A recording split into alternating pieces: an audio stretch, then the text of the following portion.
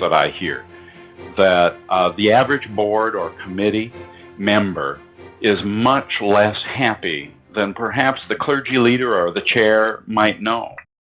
And what they complain about is the committee meetings themselves or board meetings. They find them dull, they find them frustrating, and they don't get a sense of satisfaction about the work that gets done in the course of a week or a year.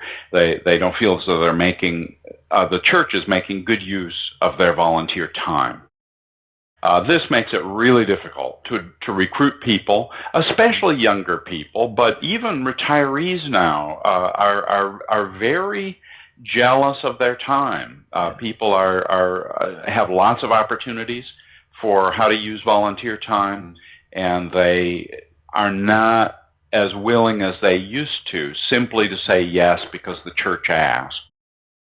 Standing committees have had a long deserved reputation for saying no to new ideas, and they do it for a very sensible reason. They have a job to do, and they recruit just enough people to do that job, and then their incentive to recruit people is exhausted, and so there's no such thing as a standing committee that has excess labor available. And so their reason for saying no to new ideas is simply that they have their hands full doing what they're doing. Also, they tend to gravitate toward a certain kind of work, and new ideas tend to have a little different character. So a lot of membership or evangelism committees, for example, really handle the book work of the guest book and the name tags. And if you want them to go out and knock on doors, that's a different kind of work. And it would be much better to organize a fresh new group. So the result is a structure that tends at the beginning to say no, and when you add on to that a very cautious pattern of checking and checking and checking again about the progress of projects, so that you have to go to the finance committee, the building committee, the board. You report monthly to your committee. Perhaps you report monthly, or someone does in your behalf in several other places. And every time there's a report, authoritative feedback is given that you have to respond to. And if you're a person who at work is accustomed to carrying a job through from start to finish, you quickly lose patience with that. It feels disrespectful of your talents.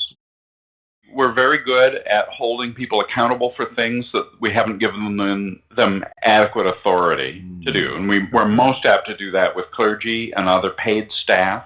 But the flip side of that is that we very often give considerable authority to people, usually lay people, and then don't hold them accountable. So that there's a mismatch between accountability and the authority that's given.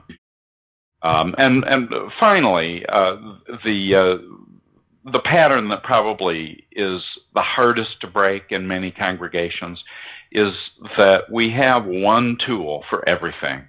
If we have to organize for something, the only structure we use, or at least the only name we use, is the committee. And committee is a good, venerable structure for certain kinds of work. But when you call everything a committee, even when some things obviously are not, how many times do you hear, for example, oh, we have a committee, but it's really only one person? Right. Well, why call it a committee? And there are many jobs where people complain about it just being one person, where one person is the exact correct number of people who should be involved, or they should involve others as helpers rather than as a committee sitting around the table taking minutes.